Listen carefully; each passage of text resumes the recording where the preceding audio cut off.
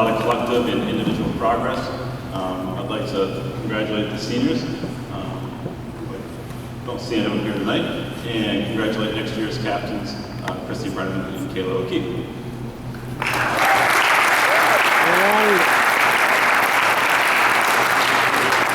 And I'm going to get into the awards here. Our first award is Most Valuable Player. This young lady was a second team Tri-Valley League All-Star as well as a Sun Chronicle and Taunton Gazette All-Star. She broke the scoring record at Norton High School for a girls basketball player, and that's Maddie Murphy.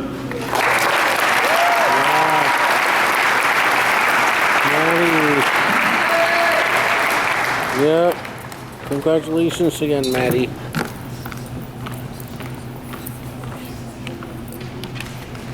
Congratulations again, Maddie. Absolutely. Our JFK recipient was one of our senior captains. She's not here right now. She had a great season and persevered and was resilient over the 4 years, and I'd like to congratulate her, Marissa Amato. Yeah, she's been fun.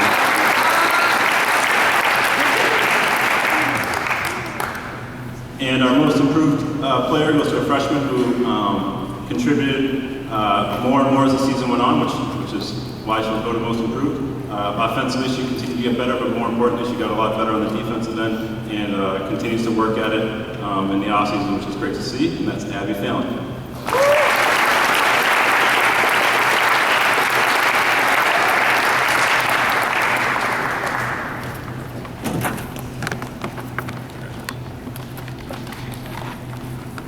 Abby, good job. You're welcome. Next up is boys basketball.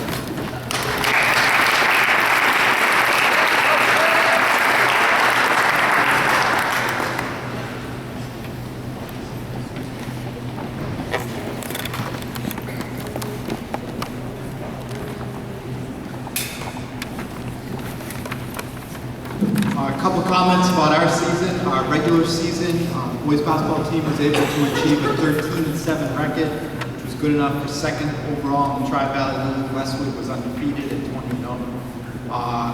We were also able to qualify for the MIA State Tournament for our 8th consecutive season, really led by our seniors. We had 11 seniors on a 15-person basketball team, which is quite a few. And I'd like to mention our seniors that aren't award winners, many of them are here tonight. Andrew Steele, Andrew Bageless, Mike Woodworth, Kevin O'Keefe, Joe O'Malley, Alejandro Torres, as well as our award winners who you'll hear about in a second. And those seniors really led our season to be able to have that success in the regular season. Our postseason, as Mr. Curley mentioned, we were able to host 2 state tournament games. Our first state tournament game, we played in front of over 600 people on a Thursday night, and we beat Division III perennial power Rockland by 21 points at home, led by Keenan Coffey's 5 3-pointers. We played 48 hours later on Saturday against Archbishop Williams in front of about 700 people here. We were able to beat Archbishop Williams by 18 points, led by our 2 senior co-captains, Brett Murphy and Jason Neal. We advanced on to play Bridgewater Raynham, where we played in front of 1,000 people at Bridgewater Raynham Regional High School. We were able to win that, the South Sectional round, and we advanced to the South Sectional Finals Division III for the first time since that banner right next to the clock in 1989. So it was the farthest any Norton boys and girls basketball team has gotten since that team in 1989 we played at the Boston Garden. Yeah, they were in front of 2,500 spectators. We lost that game in Taunton High School, but we were close to 3,000 people at that game. I think that's a memory that our coaching staff and certainly our players will never forget, to play in front of a crowd that's bigger than most Division I small school games. A real memory for us, and as Coach Grilly said, we couldn't have asked for any more support that we got from the people that followed us throughout our state tourney run. 2 fan buses to Bridgewater Raynham, another fan bus, even though it was a 10-minute ride to Taunton High School. Just incredible support by the administration to support those fan buses, by Coach Grilly himself advocating for us and the rest of the administration. So we're really thankful and appreciative of that. On to our award winners. Our JFK award winner first. This person really epitomizes that award. He's a great student, a real definition of a student athlete. He also made Sports Center in December because he had 2 buzzer beaters.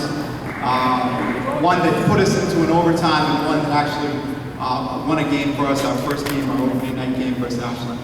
Even though they called us Norwalk, Connecticut on Sports Center. But I think that's quite a memory that he'll share with his kids someday. Our JFK Award winner, Paul Caraman.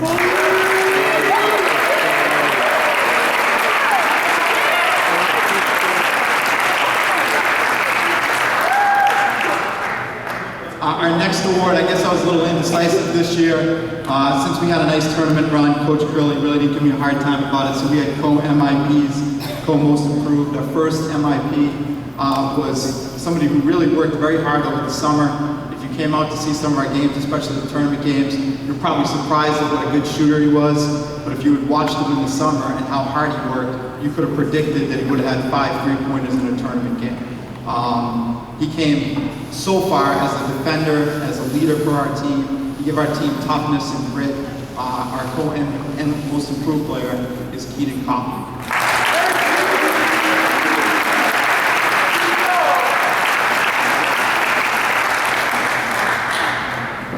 Our next co-MIP player really was sort of our unsung player on our team. He did everything well for us. He passed the ball well, he rebounded the ball well, he scored for us. He also provided us toughness, was a good defender for us. He did all the things that don't show up in box scores. And we certainly would not have gone as far in the state tournament if it wasn't for him. Our next co-MIP is Brandon Jenkins.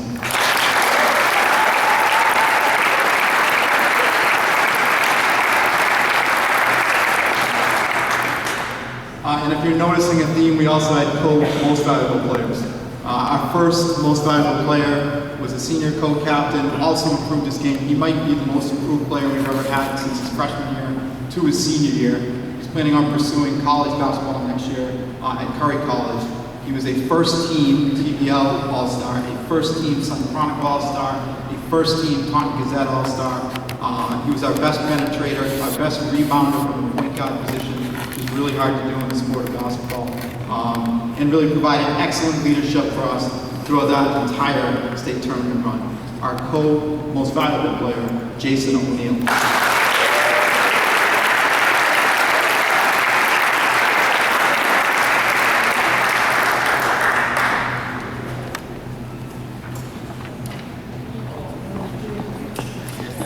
It's better hands than that on the basketball. And finally, our other co-most valuable player, putting together stats at the end of the season for the newspapers. He was a Sun Chronicle All-Star as well as a TBL All-Star as well as a Taunton Gazette All-Star. Putting together his stats, it was pretty amazing to realize what he did this season. He had 88 3-pointers. So divide that by 24 games, you can figure out what that is per game. That kind of shooting hasn't been seen in this gym probably in decades, to be honest with you. He had 14 3-pointers in our state tournament run. Mr. Lash put together a terrific highlight film for us, and really his 3-pointers make that highlight film, some of the shots he made in that state tournament run. But he really grew and developed as a leader for us, which was more important than the shooting he provided for us. He's looking also to pursue maybe basketball next year at Framingham State College. A terrific leader, a terrific person, a better person than he is a basketball player. But he's a real good basketball player as well. Our co-most valuable player, Brett Berman.